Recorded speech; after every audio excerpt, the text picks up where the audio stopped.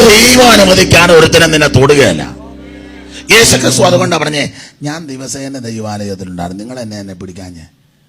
നിങ്ങൾ പാരമ്പണ്ട, ഞാൻ തന്നെ യേശു നസറായ ഞാനാ ഏൽപ്പിച്ചു കൊടുത്തു. മനുഷ്യൻ എന്ന നിലയിൽ അങ്ങോട്ട് ഏൽപ്പിച്ചു കൊടുത്തു. ആ ഭാഗം തന്നെ പിടിക്കുമ്പോൾ വേറൊരു പ്രയോഗമുണ്ട്. പിടിക്കാൻ വന്ന കുറത്തം ബോധം കെട്ട് വീണു. അത് ദൈവമാണ് തെളിയിച്ചതാണ്.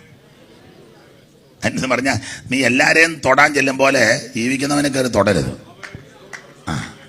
അവിടെ ഇവിടെ ഉപദേശമാരെ നീ തോണ്ടി ബൈബിള് കത്തിച്ചു, ട്യൂബ് അടിച്ചൊടിച്ചു, ബൈബിളിൻ്റെ 1-2 ഭാഗം കീറിക്കളഞ്ഞു, ഉപദേശിയുടെ താടിക്കൊരു തേമ്പ് തേമ്പി, ഉപദേശി സ്തോത്രം പറഞ്ഞു പോയി. അങ്ങനെ എല്ലാവരും കയറി നീ തോണ്ടരുത്.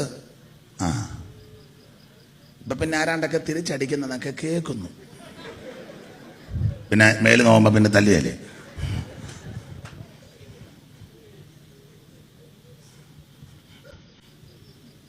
ഞാനൊന്നും ചെയ്യത്തില്ല, എന്നെ തല്ലുകൊണ്ടോട്ട് സ്തോത്രം പറഞ്ഞു പോകുന്നല്ലാതെ ഒന്നിനും കൊള്ളുകയല്ല എന്നെ.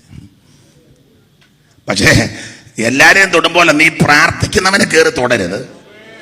ജീവിക്കുന്ന ഭക്തന്മാരെ കയറി നീ ഞോണ്ടരുത്. ഞോണ്ടിയാ നീ നാടൻ ഭാഷ പറഞ്ഞാൽ നീ വീക്ക് മേടിക്കും. അതിന് യാതൊരു പണ്ടൊരു ഉപദേശിക്കറി മൊട്ടത്തലയാന്ന് വിളിച്ചു. നടന്നപ്പോൾ അറിയാമായിരുന്നല്ലോ. ഉപദേശിമാരും അങ്ങനെ ആയിരുന്നു, മുടിയൊന്നും വളർത്തുന്നില്ലായിരുന്നു. ഇവിടുത്തെ ചില ഉപദേശിമാരെ നിങ്ങൾ കണ്ടിട്ടില്ല, മുടി ശുശ്രൂഷകയുടെ മുഖത്താണ്. അവൻ നേരം ചൊവ്വന് മുടി പോലും വെട്ടിക്കാൻ ഇന്ന് രാത്രി ഒരു പിട്ടുതല്ല. ഈ മുടിവെട്ട് കാണുമ്പോൾ അറിയാം നീ ഗുണം വന്നാന്നോ ഇല്ലയോ എന്ന്. അതിനിപ്പോൾ പ്രാർത്ഥിച്ച് നോക്കുമൊന്നും വേണ്ട. എൻ്റെ ആ ജയിപ്പും മുഖവും ഒക്കെ കാണുമ്പോൾ അറിയാം നീ ഗുണമുള്ളതാന്നോ ഇല്ലയോ എന്ന്. എൻ്റെ വിഷയം അതല്ലല്ലോ, ഞാൻ അങ്ങോട്ട് പോകുന്നില്ല. അപ്പൊ എന്തായാലും കൊള്ളാം, ജീവിച്ചിരുന്നപ്പോൾ ആ പൂർണ്ണ മനുഷ്യനും പൂർണ്ണ ദൈവമായിട്ട് ക്രിസ്തു തെളിയിച്ചു. ദൈവത്തിന് സ്തോത്രം. ഞാൻ എപ്പോഴും പറയാം, അടുത്ത കാലത്ത് മുളച്ച് കിളിച്ചു വന്ന ഒരു ദൈവമല്ല ക്രിസ്തു, നിത്യനാണ്.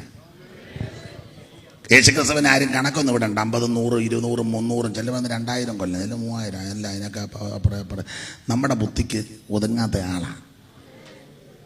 അനാദിക്കും ശാശ്വതമായുള്ള ദൈവമാണ്. Praise the Lord. നിത്യനായ ദൈവമാണ്. 50, 100 വർഷമൊന്നുമല്ല ദൈവത്തിന് പഴക്കം. അവൻ അനാദിയായി ശാശ്വതമായുള്ള ദൈവമാണ്. സകലത്തെ ഉളവാക്കുന്നതിന് മുമ്പേ ഉള്ളവനാ, എല്ലാത്തിനും മുമ്പേ ഉള്ള, എല്ലാത്തിനും മീതെയുള്ളവനാ, സർവസൃഷ്ടിക്കും മുമ്പേ ഉള്ളവനാ. ആ കർത്താവിനെയായി ഇന്ന് രാത്രി നമ്മൾ ഉയർത്തുന്നത്. ദൈവത്തിന് സ്തോത്രം. ഞാൻ ഭാഗമെല്ലാം വിസ്തരിക്കുന്നില്ല.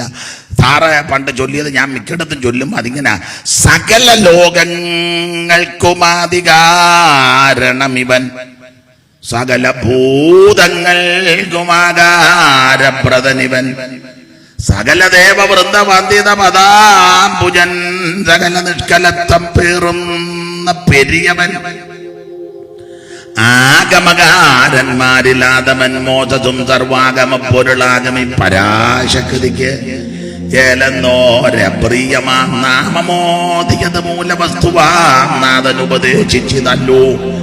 ഇലോകീ ശബ്ദായി യൂയലോകി അഡോണായി വിലോപമെന്നേ യാഗ്വേ യഗോവയാകെന്നെല്ലാം മോശീയ ഗ്രന്ഥങ്ങളിൽ പറഞ്ഞിട്ടുള്ള നാമം ഈജനാൽ പ്രകർഷിതമെന്നേ വേണ്ടു. ഗൂഢവിഗ്രഹനായിട്ടെങ്കിലും വർദ്ധിക്കലും കൂടസ്ഥൻ നിജാശയൻ ആത്മാവെന്നിവ രണ്ടും കാലാനുസാരം പ്രകടീകരിച്ചിടും. പുഷ്പകാലത്ത് കളകണ്ഠം കളകൂചിതം പോലെ അല്ലാകിൽ അതീശനെ മാനുഷരറിയെന്നാൽ ഇവൻ അഗാധസ്ഥിതനല്ലോ. പ്രപഞ്ചത്തിന്റെ മൂലഗന്ധത്തെ കണ്ടെത്തുവാൻ പ്രപഞ്ചവാസികൾക്ക് കഴിവില്ലായ്ക മൂലം മകത്വത്വബോധനം നടത്തുവാൻ ഈ ഉലകെങ്കിൽ ദൈവമായപ്പോ നിജാന്മാനം കാശിന് കൊള്ളാതുള്ള കരത്തിൻ താടിയല്ലാൽ നാസറായൊരു ശിംശോൻ 1000 വലിത്തരെ കാശിനെ തന്നിൽ കൊന്നു വീഴ്ത്തുവാൻ കഴിഞ്ഞെങ്കിൽ ഈശനെ നിനക്കെന്നാൽ ദുശകമെന്തെന്നുള്ളൂ. സപ്തവർണ്ണങ്ങളുടെ മിശ്രണമായുള്ള ഒരു തപ്തതപ്തിയ കിരണങ്ങളാൽ കാർമേകവും ചിത്രവർണ്ണോ ജ്വലമാം ചാപമായി തീരുമെങ്കിൽ ഉത്തമ നിൻ ദീപ്തിയാലൻ ബുദ്ധി ശോഭിക്കില്ലേ. നമസ്തേ ദേവദേവ നമസ്തേ വിശ്വവന്ദ്യ നമസ്തേ ദേവദേവ നമസ്തേ പാരായണ നമസ്തേ നദജനപാലന പാരായണ. മോശയിൽ നാവന നീ പ്രവർത്തി ക്ഷമമാക്കി സ്വാശയം കഴുതയെ കൊണ്ട് നീ പറയിച്ചു. ദാശരെ പ്രഭാഷണ പടുക്കളാക്കി തീർത്തു. മോശമായി ഒന്നുമില്ല നിന്നോട് കരം ചേർന്നാൽ. ആരോട് പറയാൻ? പിന്നെ വെളിയിൽ നിൽക്കുന്ന ആൾക്കാർക്ക് ഞാൻ ചൊല്ലിയതൊക്കെ മനസ്സിലാകും. ദൈവത്തിന് സ്തോത്രം.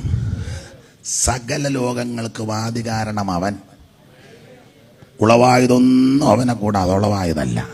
സകലതും അവൻ ഉളവാക്കി, അവനായിട്ടും ഉളവാക്കി.